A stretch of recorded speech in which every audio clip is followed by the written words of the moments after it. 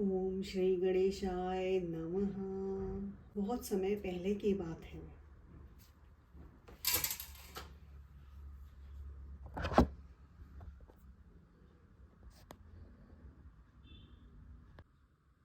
पहले की बात है।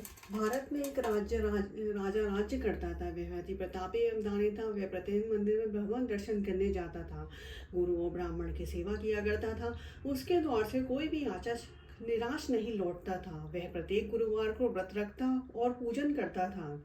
हरे दिन गरीबों की मदद करता था, परंतु यह सब बातें उसकी रानी पसंद नहीं करती थी। वह न व्रत करती और न किसी को एक भी पैसा दान में देती थी। वह राजा को भी ऐसा करने से रोकती थी। यह उस समय की बात है जब राजा शिकार खेलने वन को चले गए थे। महल में सिर्फ रानी और दासी थी। उस समय गुरु बृहस्पति साधु का रूप धारण कर राजा के दरवाजे पर भिक्षा मांगने गए। साधु ने रानी से भिक्षा मांगी तो वह कहने लगी, हे साधु महाराज, मैं इस दान में पुण्य से तंग आ गई हूँ। इस काम के लिए तो मेरे पतिदेव ही बहुत हैं। अब आप ऐसी कृपा करें कि सारा धन नष्ट हो जाए तथा मैं आराम से रह सकूं। साधु का वेश रखे बृहस्पति देव ने कहा, हे देवी, तुम अति विचित्र हो। संतान और धन से कोई दुखी नहीं होता। इसे सभी चाहते हैं। पापी पुत्र की और धन की इच्छा करता है। अगर तुम्हारे पास धन बहुत है तो भूखे मनुष्यों को भोजन कराओ, ब्राह्मणों को दान दो, पियाओ, लगवाओ, धर्मशाला बनवाओ, कुआं, तालाब, बावड़ी, बाग बगीचे आदि बनवाओ तथा निर्धनों की कुंवारी कन्या का विवाह कराओ। साथ ही यज्ञादि करो। इस प्रकार के कर्मों से आपके कुल का एवं आपका नाम लोक परलोक में प्रसिद्ध होगा एवं स्वर्ग की प्राप्ति होगी। किंतु वह मूर्ख रानी साधु की इन बातों से खुश न हुई। वह बोली, हे साधु महाराज, मुझे ऐसी संपत्ति की आवश्यकता नहीं जो मेरे काम न आए तथा जिसको मैं अन्य लोगों को दान दूं, जिसको रखने और संभालने में ही मेरा समय नष्ट हो जाए। साधु ने रानी को समझाने का बहुत प्रयत्न किया, परंतु रानी अपनी बात पर अड़िग रही। तब साधु ने कहा, हे देवी, यदि तुम्हारी ऐसी इच्छा है तो जैसा मैं तुम्हें बताता हूँ तुम वैसा ही करना। बृहस्पतिवार के दिन गोबर को घर को लीपना और अपने केशों को पीली मिट्टी से धोना। केशों को धोते समय स्नान करना। राजा से कहना कि वह भी हजामत करवाए। भोजन में मांस मदिरा खाना, कपड़े धोबी के यहाँ धुलने डालना। इस तरह 7 बृहस्पतिवार निरंतर करने से तुम्हारा सब धन नष्ट हो जाएगा। ऐसा कहकर साधु रूपी बृहस्पति देव अंतर्ध्यान हो गए। रानी ने साधु के कहे अनुसार ही भरपेट 7 बृहस्पतिवार वैसा ही करने का विचार किया। साधु के बताए अनुसार करते हुए उसे केवल 3 बृहस्पतिवार ही बीते थे कि उसकी समस्त धन संपत्ति नष्ट हो गई। कहे अनुसार ही भरपेट भोजन के लिए भी दोनों समय परिवार तरसने लगा तथा सांसारिक भोगों से दुखी रहने लगा। इस प्रकार के अभावग्रस्त जीवन से तंग आकर एक बार राजा रानी से कहने लगा, हे रानी, तुम यहाँ पर रहो, मैं दूसरे देश को जाता हूँ, क्योंकि यहाँ पर मुझे सभी मनुष्य जानते हैं, इसलिए मैं यहाँ कोई कार्य नहीं कर सकता। देश चोरी परदेश भी के समान है। ऐसा कहकर राजा परदेश चला गया। वहां जंगल में लकड़ी काट कर लाता और उन्हें शहर में बेचकर जीवन यापन करने लगा। राजा के जाने के पश्चात इधर उसके बिना रानी उदासियां दुखी रहने लगी। किसी दिन भोजन मिलता तो किसी दिन जल पीकर ही रहना पड़ता था। एक समय रानी और दासियों को 7 दिन बिना भोजन के व्यतीत हो गए।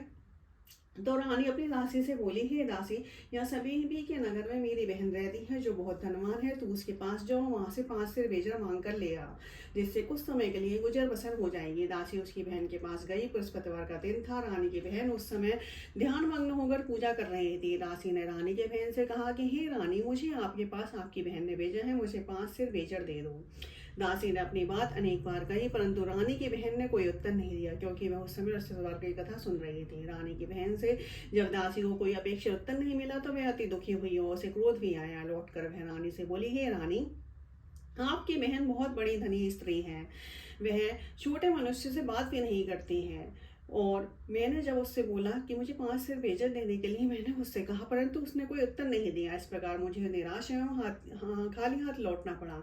रानी बोली, हे दासी, इसमें मेरी बहन का किसी प्रकार का कोई दोष नहीं है। जब बुरे दिन आते हैं तब कोई सहारा नहीं देता, अपने पराये हो जाते हैं। अच्छे बुरे का ज्ञान विपत्ति में ही होता है। जो ईश्वर की इच्छा होगी वही होगा। यह सब हमारे भाग्य का दोष है। उधर पूजा समाप्त होने के पश्चात रानी की बहन ने सोचा कि मेरी बहन की दासी आई थी, परंतु मैंने उससे कोई उत्तर नहीं दिया। इससे वह बहुत दुखी हुई होगी। कथा सुनकर तथा विष्णु भगवान का प्रसाद ग्रहण कर वह रानी अपनी बहन के घर गई और बोली, हे बहन, मैं बृहस्पतिवार का व्रत कर रही थी, तुम्हारी दासी आई, परंतु जब तक कथा समाप्त होने से पूर्व ना उठते हैं ना बोलते हैं, इसलिए मैं ना बोली। बताओ दासी किस कार्य से मेरे पास गई थी? रानी बोली, बहन, हमारे घर अनाज नहीं था, राजा परदेश गए हुए हैं, वैसे तुमसे कोई बात छिपी नहीं है, इस कारण मैंने दासी को तुम्हारे पास 5 सिर बेजल लेने के लिए भेजा था। इस पर रानी की बहन बोली, हे बहन, बृहस्पति भगवान सबको मनोवांछित फल देते हैं, देखो शायद तुम्हारे घर में किसी कोने में अनाज रखा हो। यह सुनकर रानी की बहन की बातों से विस्मित दासी घर के अंदर गई तो वहां उसे घड़ा बेजल का भरा मिल गया। उसे बड़ा आश्चर्य हुआ, क्योंकि उसके अनुसार घर का एक एक बर्तन अन्न से खाली था।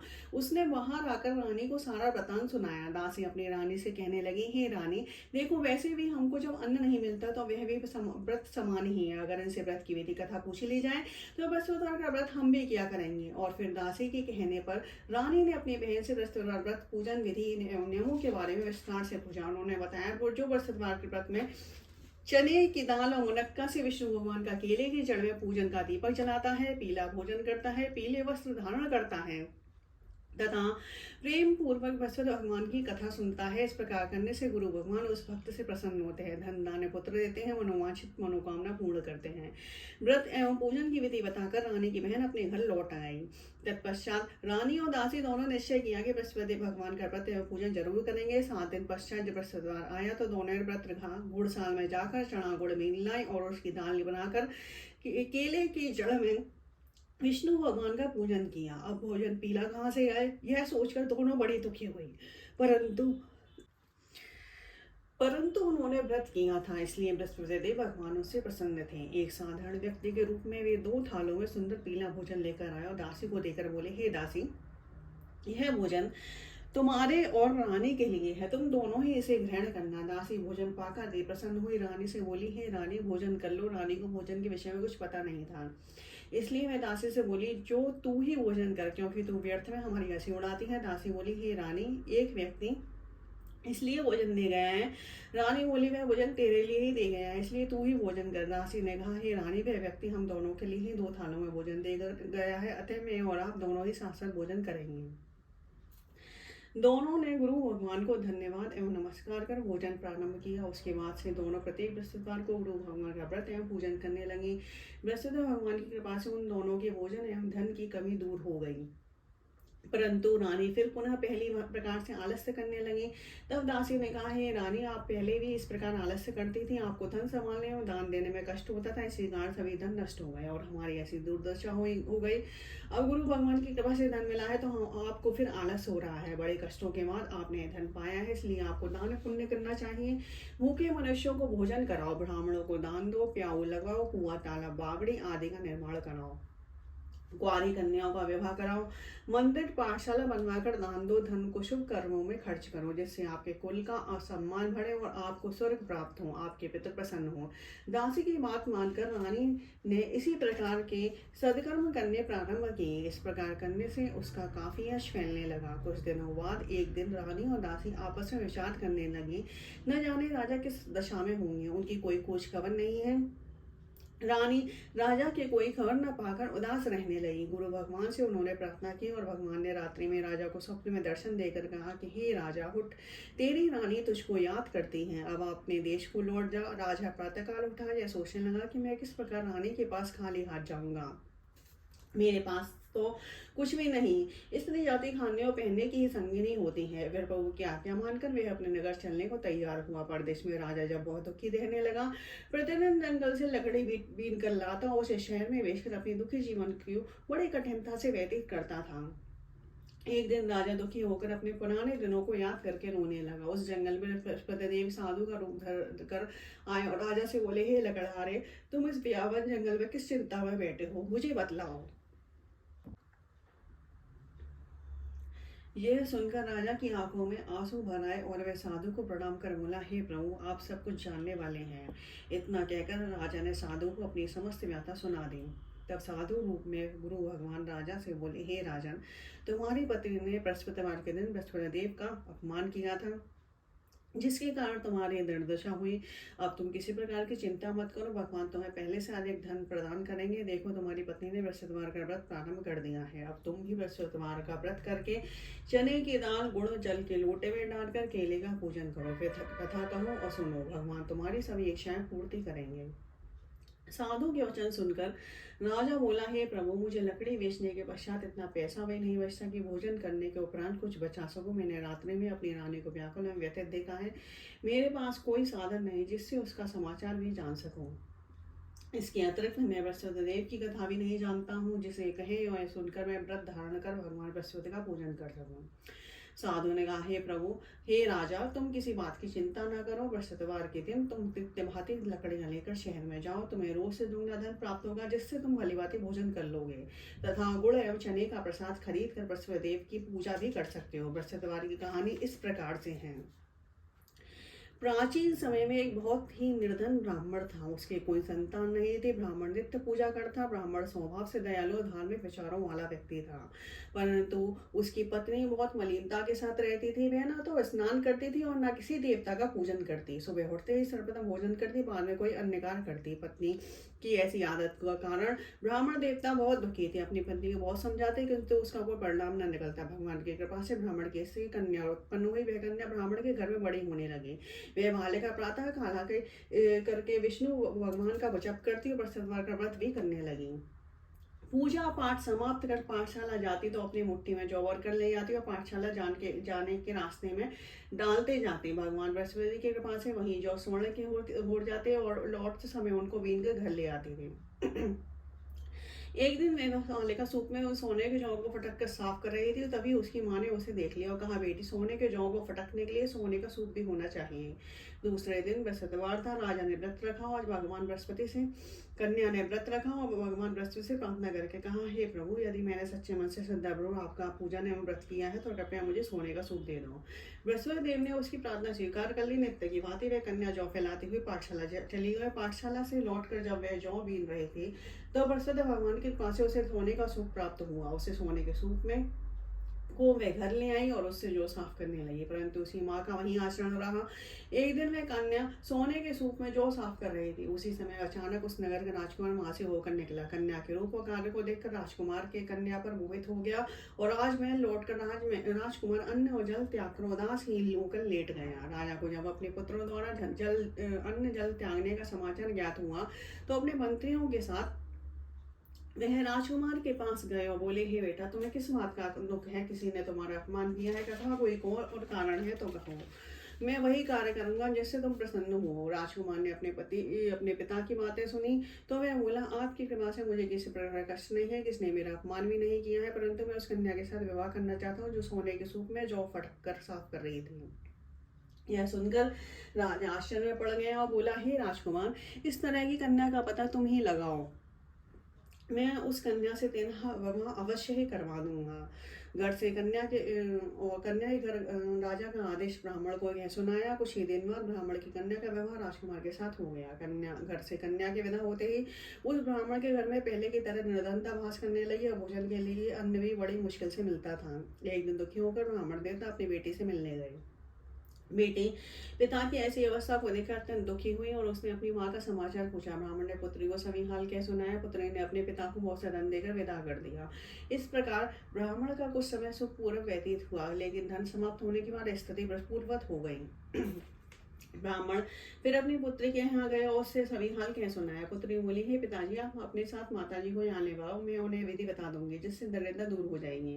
ब्राह्मण देवता अपनी पुत्र पत्नी को साथ लेकर राजमहल अपनी पुत्री के पास पहुंचे तो पुत्री अपनी माँ को समझाने लगी, हे माँ, तुम सुबह उठकर सर्वप्रथम स्नान करके भगवान विष्णु का पूजन करो तो सब निर्धनता दूर हो जाएगी। परंतु उसकी माँ ने उसकी एक ना मानी। वह सुबह उठकर सर्वप्रथम अपनी पुत्री का बचा चूटन खा लेती थी। एक दिन उसकी बेटी को अपनी माँ पर बहुत गुस्सा आया। उसने एक रात एक कोठरी से सारा सामान निकालकर अपनी माँ को उसमें बंद कर दिया। प्रातः कोठरी से अपनी माँ को निकाल कर तथा स्नान करा के पूजा पाठ करवाया तो उसकी माँ की बुद्धि ठीक हो गई। उसके बाद वह प्रतिदिन पूजा पाठ करती प्रत्येक बृहस्पतिवार को भी रखने लगी। इस व्रत के प्रभाव से उसकी माँ भी अत्यंत धनवान और पुत्रवती हो गई। वह इस व्रत के प्रभाव से उसकी माँ भी अत्यंत धनवान और पुत्रवती हो गई। बृहस्पति देव की कृपा से वृद्धावस्था में मृत्यु को प्राप्त कर स्वर्ग को गई। वह ब्राह्मण भी सुखपूर्वक इस लोक को सुख भोग कर अंत में स्वर्ग को प्राप्त हुआ। इस प्रकार कहानी कहकर साधु देवता वहां से अंतर्ध्यान हो गए। धीरे धीरे समय बीत गया। बृहस्पतिवार का दिन आ गया। लकड़हारा रूपी राजा जंगल से लकड़ी काट कर किसी शहर में बेचने गया। आज उसे और दिनों से अधिक धन मिला। राजा ने चरागुण आदि लाकर भगवान विष्णु का पूजन किया तथा बृहस्पतिवार का व्रत किया। उस दिन से उसके सभी कष्ट दूर हो गए।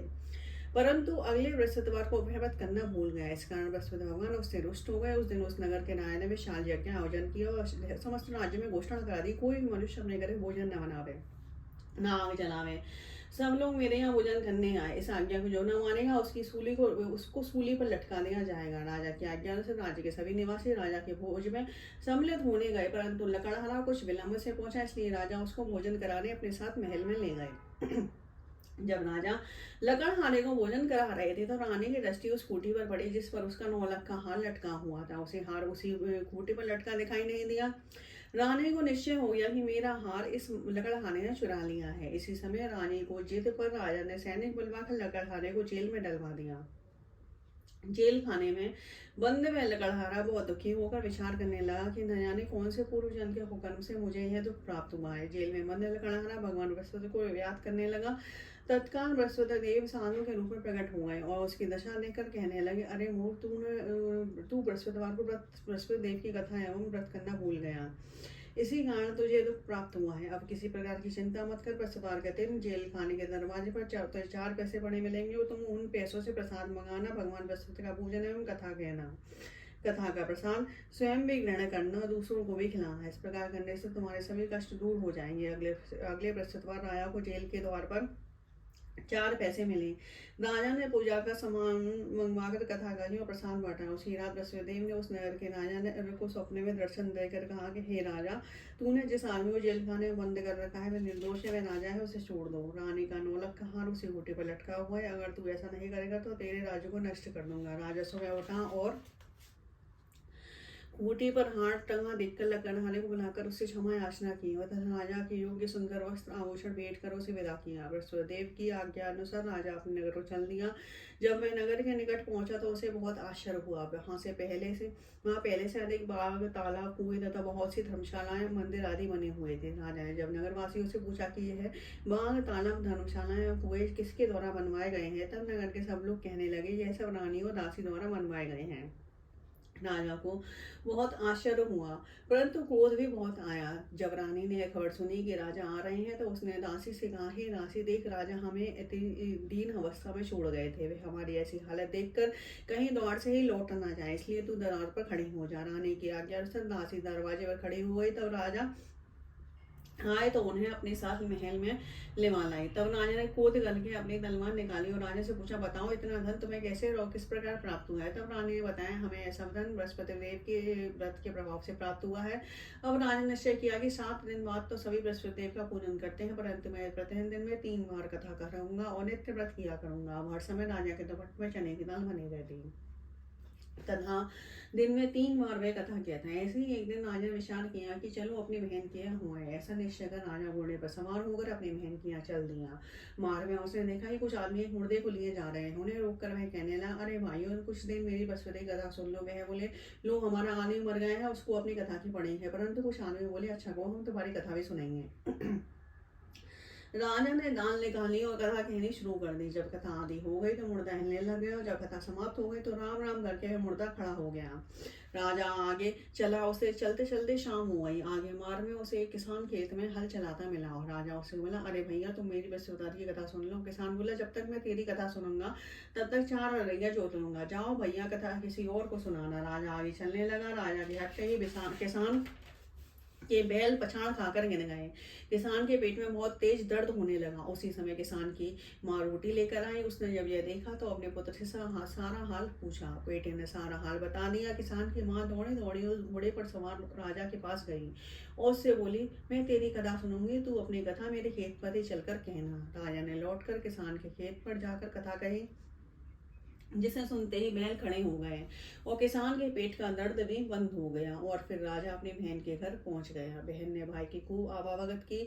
दूसरे दिन सुबह राजा जगा तो उसने देखा कि सब लोग भोजन कर रहे हैं। राजा ने अपनी बहन से जब पूछा कि ऐसा कोई मनुष्य है जिसने भोजन नहीं किया हो और जो मेरी बृहस्पतिवार की कथा का श्रवण कर ले। बहन बोली, है भैया, यह देश ऐसा ही है, यहाँ के लोग पहले भोजन करते हैं, बाद में कोई अन्य कार्य करते हैं। अब और अगर पड़ोस में कोई हो तो देख आती हूँ। ऐसा कहकर बहन चली गई, परंतु उसे कोई भी ऐसा व्यक्ति नहीं मिला जिसने भोजन न किया हो। वह कुमार के घर गई जिसका लड़का बीमार था। उसे यह भी पता चला कि उसके यहाँ 3 दिन से किसी ने भोजन नहीं किया है। राजा की बहन ने अपने भाई की कथा सुनने के लिए कुमार से आग्रह किया तो वह तैयार हो गया। राजा ने जाकर बृहस्पतिवार की कथा कही, जिसको सुनकर कुमार का लड़का ठीक हो गया। अब तो राजा के हर ओर प्रशंसा होने लगी। कुछ दिन बाद एक दिन राजा ने अपनी बहन से कहा कि हे बहन, मैं अपने घर को जाऊंगा, तुम भी तैयार हो जाओ। राजा की बहन ने अपनी सास से अपनी भाई के साथ जाने की आज्ञा मांगी। सास बोली, चली जा, परंतु अपने लड़के को यहीं छोड़ जा, क्योंकि तेरे भाई की कोई संतान नहीं होती है। बहन ने भाई से कहा, भैया मैं तो चलूंगी, पर कोई बालक नहीं जाएगा। राजा ने कहा, जब कोई बालक साथ नहीं चलेगा तो तुम ही क्या करोगे। दुखी मन से राजा अपने नगर को लौट आया। राजा अपनी रानी से बोला, हम निर्वंशी हैं, हमारा मुंह देखने का धर्म नहीं है। वह उदास होकर बिना भोजन किए सैया पर लेट गया। वो रानी बोली, हे प्रभु, भगवान बृहस्पति ने हमें सब कुछ दिया है, वे हमें संतान भी अवश्य देंगे। उसी रात बृहस्पतिदेव ने राजा को सपने में दर्शन देकर कहा, हे राजा, उठ, सभी सोच को त्याग दे, तेरी रानी गर्भवती है। राजा को यह जानकर अति प्रसन्नता हुई। 9वें महीने में रानी के गर्भ से सुंदर पुत्र रूपी रत्न पैदा हुआ। तब तब राजा बोला, हे रानी, स्त्री में भोजन के रह सकती है, परंतु बिना कहे नहीं रह सकती। जब मेरी बहन आवे तो तुम मुझसे कुछ कहना नहीं। रानी ने हाँ कर दी। और जब राजा की बहन ने यह शुभ समाचार सुना तो वह अति प्रसन्न हुई। बधाई लेकर अपने भाई की यहाँ आई। तभी रानी ने कहा, घोड़ा चढ़कर नहीं आई, गधा चढ़ी आई। राजा की बहन बोली, भाई मैं इस प्रकार न कहती तो मैं औलाद कैसे मिलती। भगवान वैसे ऐसे ही है, जैसे जिसके मन में कामना है सभी को पूर्ण करते हैं, मनोवांछित फल देते हैं। जो श्रद्धापूर्वक सुतार का व्रत करता है, कथा पढ़ता है अथवा सुनता है, दूसरों को सुनाता है, वसुदेव उसकी सभी मनोकामनाएं पूर्ण करते हैं। वसुदेव उनकी सदैव रक्षा करते हैं। जो श्रद्धा एवं संपूर्ण आदर भाव से वसुदेव का पूजन एवं सच्चे दिल से करते हैं, व्रत करते हैं, उनकी सभी मनोकामनाएं पूर्ण होती हैं। सच्चे मन से एवं हृदय से रानी और राजा ने वसुदेव की कथा गुणगान किया। उनकी सभी इच्छाएं वसुदेव ने पूरी की। इसलिए सबको कथा कहने अथवा सुनने के बाद वसुदेव भगवान का प्रसाद ग्रहण करना चाहिए तथा सच्चे मन एवं भावना से भगवान बृहस्पति का मनन करते हुए सदा उनकी जय जयकार करनी चाहिए। बोलो बृहस्पतिदेव भगवान की जय।